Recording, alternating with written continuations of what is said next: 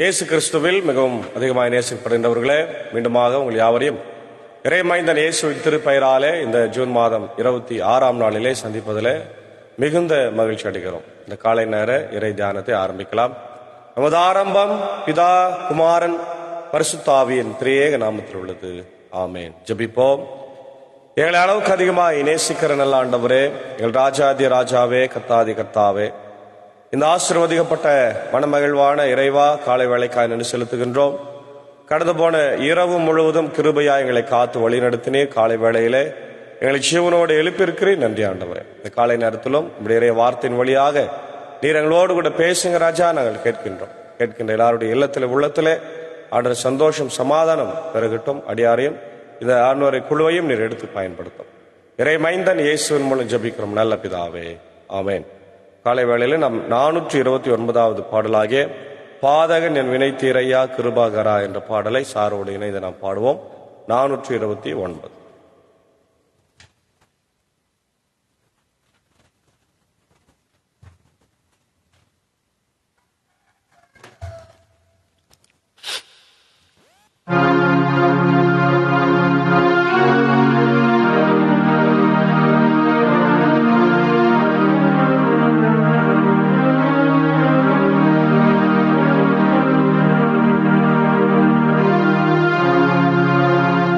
பாதகன் என் வினை தீரையா கிருபாகரானின் பாடு நீனைந்தெனை சேரையா. கிருபாகரானின் பாடு நீனைந்தெனை சேரையா. தீதகற்றவே சிறந்த சேனுலகினீமை வேட்டு. தீதகற்றவே சிறந்த சேனுலகினீமை வேட்டு. பூதல தூகந்து வந்த புண்ணியனே இயேசுதேவா. பாதகன் என் வினை தீரையா கிருபாகரானின் பாடு நீனைந்தெனை சேரையா. கிருபாகரானின் பாடு நீனைந்தெனை சேரையா.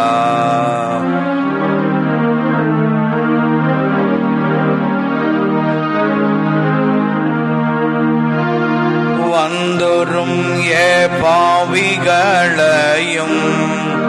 அங்கீகரிக்கும் மாசில்லாத இயேசுநாதனே. அங்கீகரிக்கும் மாசில்லாத இயேசுநாதனே. உந்தன்னிடம் வந்துளமே ஒருகி அழுது மாது. உந்தன்னிடம் வந்துளமே ஒருகி அழுது மாது. முந்தி மிக செய்த பாவம் முழுதும் பொறுத்தாயன்றோ. பாதகன் என் வினை தீரையா கிருபாகரானின் பாடு நீனைந்தெனை சேரையா. கிருபாகரானின் பாடு நீனைந்தெனை சேரையா.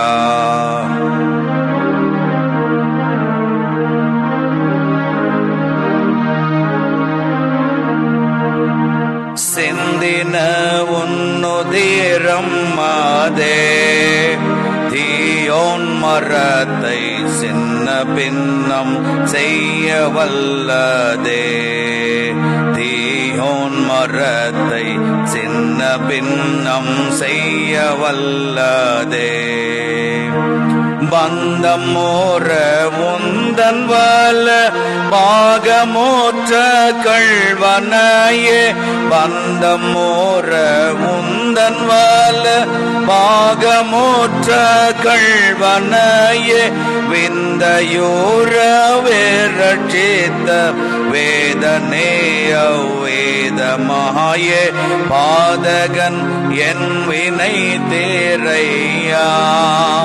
கிருபாகரானின் பாடு நீனைந்தென்னை சேரையா. கிருபாகரானின் பாடு நீனைந்தென்னை சேரையா.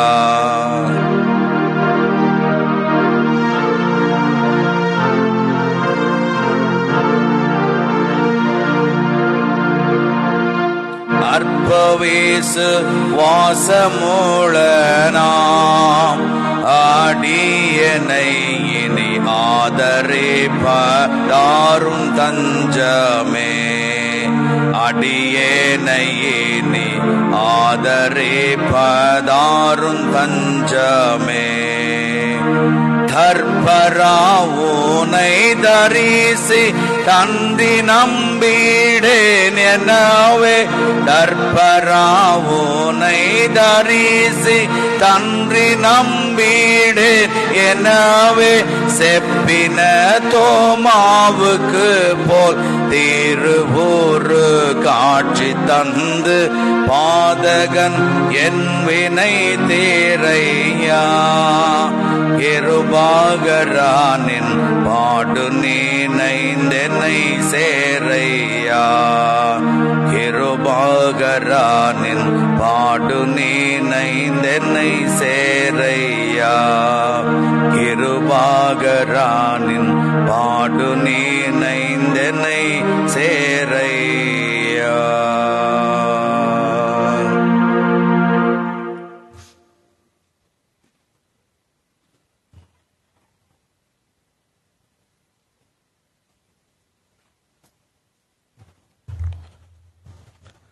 இயேசு கிறிஸ்துவில் மிகவும் அதிகமாய் நேசிக்கப்படுகின்ற அருமையான பிரியமானவர்களே, இந்த காலை வேளையிலே மீண்டுமாக உங்கள் யாவரையும் இயேசுவின் திருப்பெயராலே அன்புடன் வாழ்த்தி வரவேற்கின்றோம்.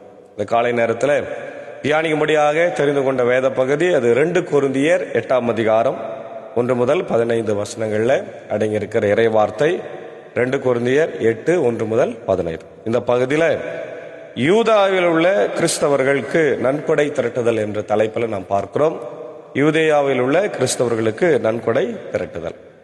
மாணவர்களே, பொதுவாக திருச்சபையினுடைய வளர்ச்சிக்காக நாம் நன்கொடை திரட்டுவது வழக்கமாகவே இருக்கிறது. அது எல்லா திருச்சபைகளிலும் இன்றைக்கு நம்ம செய்து வருகிற ஒரு பழக்கம்தான். குறிப்பாக ஏழை திருச்சபைகள், கிராமப்புற திருச்சபைகளிலே திருச்சபையை கட்டுவதற்கும் திருச்சபை அதனுடைய ஏதாவது ஒரு ஊழியத்திற்கும் நம் நன்கொடைகளை திரட்டுவது வழக்கமாக இருக்கிறது.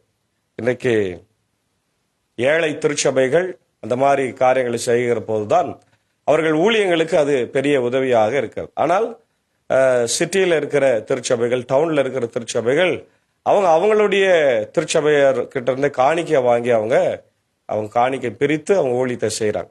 இதுதான் கிராமப்புற திருச்சபைக்கும் சிட்டிக்கும் இருக்கிற வித்தியாசம். இங்கே யூதேயாவில் உள்ள கிறிஸ்தவர்களுக்கு நன்கொடை திரட்டுகின்ற பணியை பவுலடிகளார் தன் ஊழியத்தில் செய்கிறார். அது மிக முக்கியமான ஒரு பணியாக நாம் பார்க்கின்றோம்.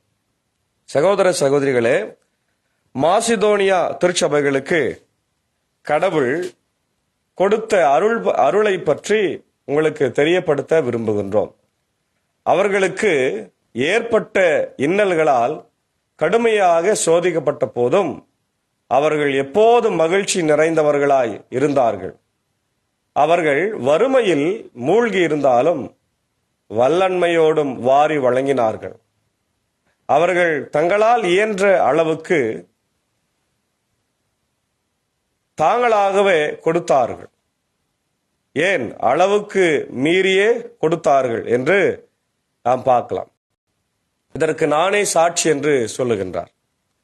இறை மக்களுக்கு செய்யும் அறப்பணியில் பங்கு பெறும் பேறு தங்களுக்கும் அளிக்கப்பட வேண்டும் என்று என்னை மிகவும் வருந்தி கேட்டுக்கொண்டார்கள் என்பது. அன்பானவர்களே, மாசிதோனியா திருச்சபை என்பது ஆசியாவில் இருக்கின்ற ஒரு திருச்சபை.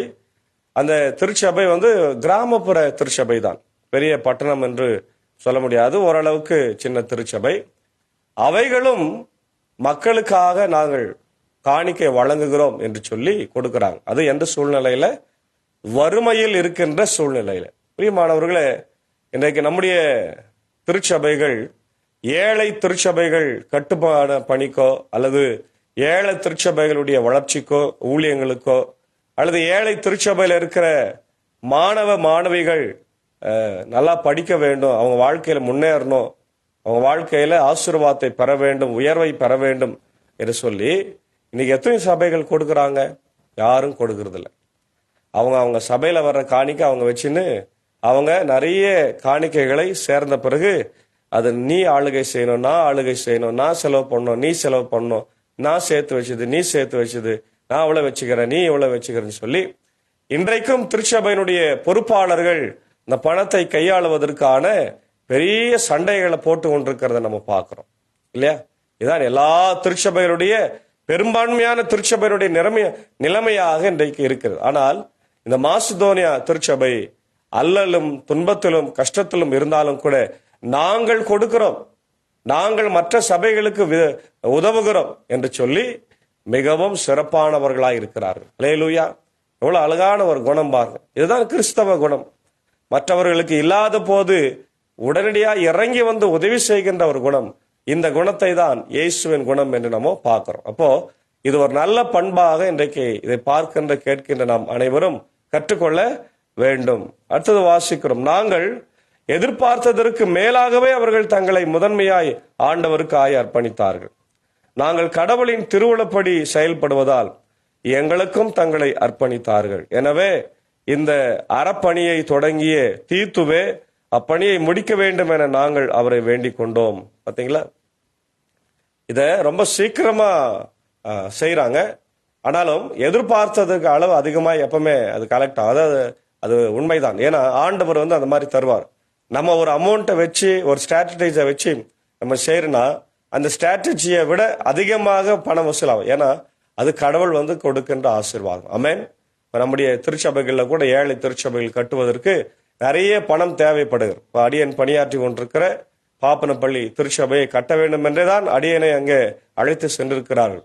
ஆகவே இதை பார்க்கிற கேட்கின்றவர்கள் ஒருவேளை நீங்கள் உதவி செய்ய முன்வந்தால் தயவு செய்து அந்த திருச்சபைக்காக ஜபியுங்கள், திருச்சபைக்கு உதவி செய்ய வேண்டும் என்று நான் அன்போடு கேட்டுக்கொள்கிறேன். அப்போ தீத்துவே அந்த பணியை முடிக்க ஆயத்தமாய் இருக்கின்றார். பாருங்க, நம்பிக்கை, நாவன்மை, அறிவு, பேரார்வம் ஆகிய அனைத்தையும் மிகுதியாய் கொண்டிருக்கிறார்கள். எங்கள் மேல் நீங்கள் கொண்டுள்ள அன்பும் பெருகி கொண்டு வருகிறது. அதுபோல இந்த அறப்பணியிலும் நீங்கள் முழுமையாய் ஈடுபட வேண்டும். பவுல் மேல அவங்க வச்சிருந்த அளவற்ற அன்பு, அளவற்ற மரியாதை தான் இந்த ஊழியத்துல இருக்கு. அப்போ இன்னைக்கு நம்முடைய திருச்சபையின் மக்கள் தன்னுடைய பாஸ்டர்ஸ் மேல அன்பா இருக்கிறாங்களா? தன் பாஸ்டர்ஸ் சொல்றத கேட்கிறாங்களா என்பதை யோசி. நிறைய திருச்சபையில பாஸ்டர்ஸ்க்கான உண்மையான மரியாதை, உண்மையான அன்பு இல்லவே இல்லைங்க பிரியமானவர்கள். அதனால்தான் இன்னைக்கு திருச்சபையில நிறைய கெட்டு சீரழிவதற்கு அது ஒரு காரணமாக இருக்கு. பாஸ்டர்ஸ் சொல்லுகிற அறிவுரைகளை கேட்காம இருக்க சில திருச்சபைகள்ல பாஸ்டர்ஸ்னாலே பிரச்சனைகளும் வருகிறது. அதுவும் ஒரு பக்கம் இருக்குது, இல்லைன்னு சொல்லவே முடியாது. ஆக இதை பேலன்ஸ்டா நம்ம கொண்டு போகணும். பாஸ்டர்ஸும் சரி, திருச்சபையின் பொறுப்பாளர்களும் சரி, இது ஆண்டவருடைய சபை, ஆண்டவர் நம்மளை பார்த்து கொண்டிருக்கிறார், மக்கள் பார்க்கிறார்கள் என்பதை புரிந்து கொண்டு நாம் ஆண்டவருக்கு உண்மையான ஊழியத்தை செய்கிற போது உண்மையாகவே அவர் நம்மை ஆசீர்வதிக்கிறார் என்பதுல சந்தேகமே இல்லை. நான் இதை உங்களுக்கு ஒரு கட்டளையாக சொல்லவில்லை, மாறாக பிறருடைய ஆர்வத்தை எடுத்து காட்டி உங்கள் அன்பு உண்மையானதா என சோதிக்கவே இவ்வாறு செய்கிறேன். நம் ஆண்டவர் இயேசு கிறிஸ்துவின் அருள் செயலை அறிந்திருக்கிறீர்களே, அவர் செல்வராயிருந்தும் உங்களுக்காய் ஏழையான. ரொம்ப அழகா சொல்றாரு பாருங்க. நம்முடைய ஆண்டவராக இயேசு கிறிஸ்துவனுடைய பெருமையெல்லாம் நீங்க பாக்குறீங்க. அவர் எவ்வளவு பெரிய செல்வந்தர், உலகத்தின் அதிபதி, உலகத்தின் ஓனர். சங்கீதம் 24:1 வாசிக்கிறோம், பூமியும் அதன் நிறைவும் அதன் குடிகளும் கர்த்தருடையது. ஆனால் அவர் உலகத்துல வாழும் போது அவருக்கு என்ன இல்லை? வீடு இல்லை, வாசல் இல்லை, அவரு தங்கதற்கு இடம் இல்லை. அவர் போய் எங்கனாலையும் படுத்துக்கினாரு, மரத்தடியில படுத்துக்கினாரு, நண்பர்கள் வீட்டுல படுத்துக்கினாரு, போகிற போக்கில் தெருவில் படுத்துக்கினாரு. அவர் சொல்றாரு, இந்த உலகத்துல எல்லாத்துக்கும் எல்லாம் உண்டுப்பா.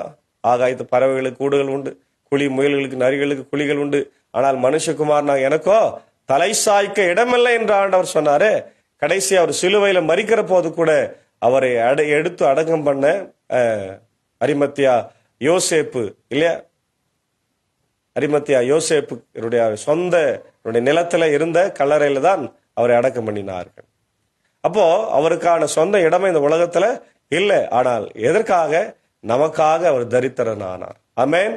நமக்காக தரித்திரரானார் என்று அழகா சொல்றார் பாரு. அவர் செல்வராயிருந்த உங்களுக்காக ஏழையானார்.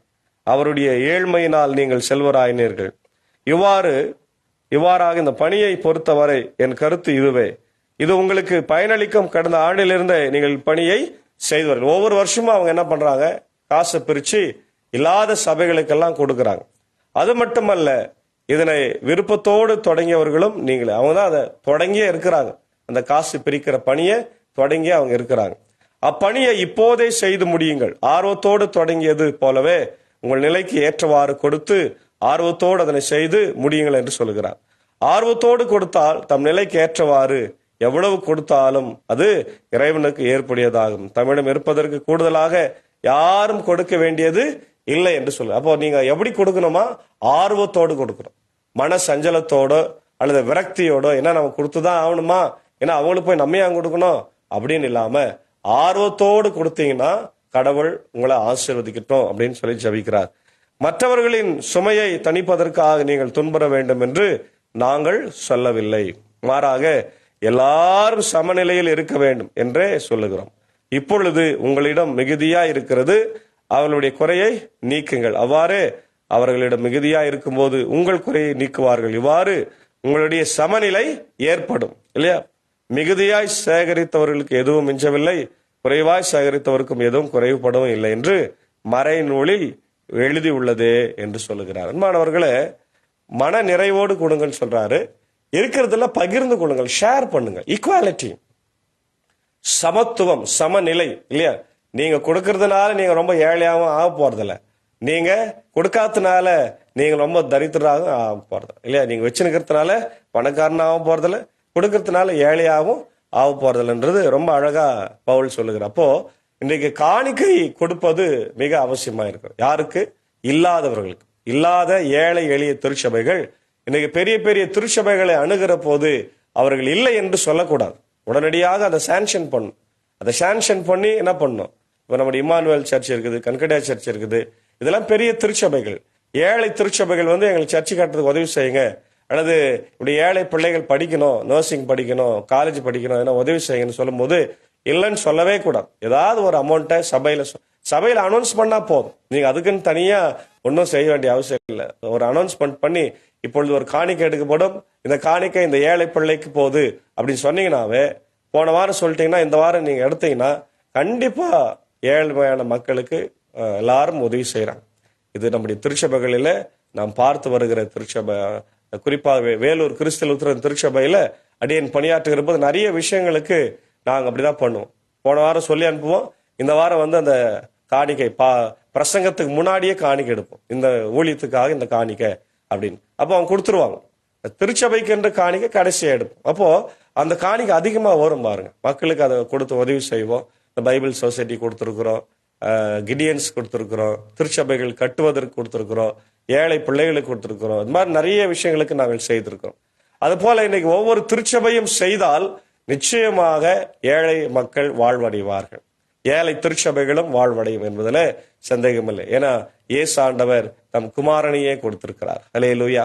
தன் ஜீவனை கொடுத்திருக்கிறார் நமக்காக. கல்வாரி சிலுவையில தம் ரத்தத்தை கொடுத்திருக்கிறார். ஆகவே தன்னையே கிருபாதார பலியாய் கொடுத்த ஆண்டவருக்கு நாம் இப்படிப்பட்ட ஊழியங்களை செய்ய வேண்டும் என்று ஆண்டவர் அழைக்கிறார். எனவே நாம் கொடுத்து உதவுவோம். கர்த்தர் நமக்கு இன்னும் அதிகமாய் கொடுப்பார். வாரி இறைத்தான், ஏழைகளுக்கு கொடுத்தான், அவன் நீதி என்றென்றைக்கு நிலைக்கும் என்று சங்கீதம் 112 நம்ம வாசிக்கிறோம். ஆகவே நாம் ஏழைகளுக்கு கொடுக்கிற போது அது அதிகமாய் நம்முடைய பங்குல அது சேர்த்து வைக்கப்படுகிறது இல்லையா? நீ ₹1 கொடுத்தேனா அது உனக்கு கடனா இருக்கிறது என்று ஆண்டவர் சொல்றார். ஆண்டவர் உனக்கு கடன் தரப்போறன்னு சொல்றார். ஆகவே பரலோகத்தில் உங்கள் பொக்கிஷங்களை சேர்த்து வையுங்கள், அங்கே பூச்சி பொட்டு துருவு அழிக்காது என்று ஆண்டவர் சொல்லுகிறார். ஆகவே ஏழைகளுக்கு உதவி செய்வது, இறைவனுக்கே உதவி செய்வது என்பது அர்த்தமா இருக்கு. நாம் ஏழைகளுக்கு உதவி செய்வோம். இந்த உலகத்துல எல்லாரையும் சமமாக நினைப்போம். கர்த்தர் இந்த காலை வேளையில நம் அனைவரையும் ஆசீர்வதிப்பாராக. ஆமென். ஜெபிப்போம். மகா இரக்கமும் கிருபை நிறைந்த நல்ல ஆண்டவரே, எங்கள் ராஜாதி ராஜாவே, கர்த்தாதி கர்த்தா, இந்த ஆசீர்வதிக்கப்பட்ட மனமகிழ்வான இறைவா, காலை வேளைக்கு நன்றி செலுத்துகிறோம். கடந்து போன இரவு முழுவதும் கிருபையா எங்களை காத்து வழி நடத்தினீர். நல்ல மழையை அவ்வப்போது தந்து வருகிற, இன்னும் நிறைய மழை எதிர்பார்க்கிறோம். இந்த காலை வேளையிலும் உம்முடைய சமூகத்திலிருந்து நாளை ஆரம்பித்திருக்கிற ராஜா. ஆண்டவரே, நாங்கள் குறைவுள்ளவர்கள் தான், நாங்கள் ஏழைகள் தான். ஆனாலும் அன்னைக்கு மாசிதோனியா மக்கள் தங்களுடைய குறைவுல கஷ்டத்துல ஆண்டவர் இருந்த போது எருசலேமுக்கே அவர் உதவி செய்தார்கள். எருசலேம் என்பது ஒரு பெரிய திருச்சபை, பெரிய பட்டணம், சிட்டி. ஆண்டவரே, ஒரு கிராமத்துல இருந்து, வில்லேஜ்ல இருந்து சிட்டிக்கு உதவி செய்கிற அளவிற்கு அவர் விசுவாசம் பெரியதா இருந்தது. இன்னைக்கு எங்களுடைய விசுவாசம் எப்படிப்பட்டதா இருக்கிறது ஆண்டவரே? நாங்கள் சோதித்து பார்க்கிறோம். நாங்கள் பெரிய பெரிய திருச்சபையில பணியாற்றி கொண்டிருக்கிறோம். ஆனால் ஆண்டவரே, நாங்கள் ஏழை எளிய மக்களுக்கு உதவி செய்ய மறுக்கிறோம். ஏன் நாங்கள் தர வேண்டும்? இது எங்கள் திருச்சபையின் பணம், நாங்கள் எங்களுக்காக சேர்த்து வைக்கிறோம் என்று சொல்லி எங்களை நாங்கள் ஆண்டவர் பிரித்து கொள்ளுகிறோம். இது கடவுளுடைய ஊழியம், கடவுளுக்காக நாங்கள் கொடுக்கிறோம். எங்கு போனாலும் அது ஆண்டவருக்காய் பயன்படுகிறது. ஏழை எளிய மக்களுக்கு அது எளிமையாக போய் சேரும் போது அது ஒரு வாழ்க்கையை மாற்றுகிறது. இன்னைக்கு ஆண்டவரே, ஏதோ ஒரு குடும்பத்துல ஒரு குழந்தை படிப்பது என்று சொன்னால் அந்த குடும்பத்திற்கே அது ஆசீர்வாதம் ராஜா. அதெல்லாம் நாங்கள் புரிந்து கொண்டு ஏழை எளிய மக்களுக்கு உதவி செய்ய கருவைத்தார். குறிப்பாக இந்த நாளிலே இந்த இறை வார்த்தையை கேட்டுக்கொண்டிருக்கிற அகில உலகத்தில் இருக்கிற மக்களுக்காக ஜெபிக்கிறோம். America, UK, Australia, New Zealand, Philippines, gulf கண்ட்ரிஸ்ல இருக்கிற மக்களுக்காக, இந்தியாவில் இருக்கிற மக்களுக்காக, ஆட்சி செய்கிற ஜனாதிபதி, பிரதமர், அனைத்து அமைச்சர்களுக்காக, இப்படி தமிழ்நாட்டின் முதலமைச்சர், ஆண்டவரே, இவருடைய அனைத்து அமைச்சரவை மக்களுக்காக நான் ஜெபிக்கிறோம். எல்லாரையும் கர்த்தர் ஆசீர்வதிங்க. எப்பொழுது ஆண்டவர் இந்தியாவில் அமைதி சமாதானம் ஆண்டவர் ஓங்கட்டும். அதே போல உலக நாடுகள் அமைதி சமாதானம் ஓங்க வேண்டும் என்று கெஞ்சி மன்றாடும். காலை நேரத்தில் என்னோடு கூட ஊழியத்தில் இருக்கிற மதிப்புக்குரிய அன்பர் சாருக்காக, அக்காவுக்காக, அன்பான பிள்ளைகள் மாத்தாள் மரியாளுக்காக ஜபிக்கிறோம். ஆண்டவர் ஆசீர்வாதிங்க, பலப்படுத்துங்க. என்னுடைய சாக்கோ சாருக்கா டீச்சருக்காக ஜபிக்கிறோம். ஜான்சன் சாருக்கா குடும்பத்திற்காக ஜபிக்கிறோம். எல்லாரையும் ஊழியத்தில் எடுத்து பயன்படுத்தி வருவதற்காக ஸ்தோத்திரம். குடும்பங்களை ஆசீர்வதிங்க ராஜா. அதே போல இந்த நாளிலே உங்களுடைய இறை வார்த்தை கேட்டுக்கொண்டிருக்கிற அகில உலகத்தில் இருக்கிற மக்களுக்காக ஜபிக்கிறோம். இதை கேட்கிற ஒவ்வொரு இல்லங்களிலே, உள்ளங்களிலே இறை அமைதி, சமாதான, சந்தோஷம் பொங்கட்டும். குறிப்பாக இந்திய சுவிசேஷ லுத்தரன் திருச்சபைக்காய், 3 சபை சங்கங்கள், போதகர்கள், ஊழியர்களுக்காய், ஸ்தாபனங்களுக்காய், பள்ளிக்கூடங்களுக்காய், சிறப்பு பள்ளிக்கூடங்களுக்காய், ஆண்டவரே, என்னுடைய பெதஸ்தா மருத்துவமனைக்காய் ஜபிக்கிறோம். ஆண்டவரே, என்னுடைய லியோண்டர் அண்ணன் அதை திறப்பதற்காக முயற்சி செய்து கொண்டிருக்கிறார். ஜபிக்கிற ஆண்டவரே, எல்லா தடைகள் மாறி சீக்கிரமாய் திறக்கும்படியான சூழ்நிலை உருவாக்கி செய்வதற்காய் ஸ்தோத்திர ஆண்டவர். இதனாலே நம்முடைய பிறந்த நாட்களை, குடும்ப ஆண்டவரே, எல்லா நாட்களையும் கொண்டாடுகிற, திருமண நாட்களை கொண்டாடுகிற எல்லா மக்களுக்காக ஜபிக்கிறோம். எல்லாரையும் கர்த்தர் ஆசீர்வதிங்க. ஆண்டவரே, இப்படி கிருபை எவ்வளோடு கூட தங்கியிருக்கணும் என்று நான் ஜபிக்கிறோம். இந்த நேரத்தில் ஆண்டவரே, பிஷப் சர்மா நித்யானந்தம் அவர்களுக்காக ஜபிக்கிறோம். அவருடைய குடும்பத்துக்காக ஜபிக்கிறோம். ஆண்டவரே, அதே போல பலவீனமா இருக்கின்ற என்னுடைய மாரியப்பன், ஆண்டவரே, அவர்களுக்காக லோ HB கஷ்டப்படுகிற அவர்களுக்காக ஜபிக்கிறோம். டாக்டர் தீபா கீமோ தெரப்பி அவர்களுக்காக ஜபிக்கிறோம். ஆண்டவரே, நிக்சன் ஐயருக்காக, ரெவரன் BJS ராஜ்குமார் ஐயருக்கா நான் ஜபிக்கிறோம். பலவீனமா இருக்கிற ஆண்டவரை எல்லாரையும் கண்ணோக்கி பாருங்க. இந்த நாளிலே பிறந்த நாளையும் திருமண நாளையும் ஆண்டவரை கண்டு நன்றி செலுத்துகிற மக்களுக்காக ஜபிக்கிறோம். எல்லாரையும் கர்த்தர் ஆசீர்வதிங்க. தொடர்ந்து நம்முடைய திவ்ய பிரசனம் இந்த நாளிலே எங்களோடு கூட தங்கியிருக்கட்டும் ராஜா. இதை கேட்டு ஆசீர்வதிக்கப்படுகிற எல்லாருடைய இல்லங்களிலே, உள்ளங்களிலே உடைய இறை அமைதி, சமாதானம், விடுதலை தந்து வழிநடத்தும். இந்த பலவீனமா இருக்கிற மூத்த விசுவாசிகள், அன்று வயதானவர்கள், தாய்மார்கள், ஆயிரம்மாக்கள் எல்லாருக்காக ஜபிக்கிறோம். கிருபை நாளை தாங்கி வழிநடத்தும். இந்த குழுவை நீர் பயன்படுத்த ராஜா. துதிகன மகிமை உமக்கே செலுத்துகிறோம். இயேசுவின் மூலம் ஜபிக்கிறோம் நல்ல பிதாவே, ஆமென். ஆண்டவராக இயேசு கிறிஸ்துவின் கிருபை, பிதாவின் அன்பு, பரிசுத்த ஆவியின் ஐக்கியம் நம்முடைய ரோடு கூட இருந்து கர்த்தர் தாமே நாளை ஆசீர்வதிப்பாராக. ஆமென்.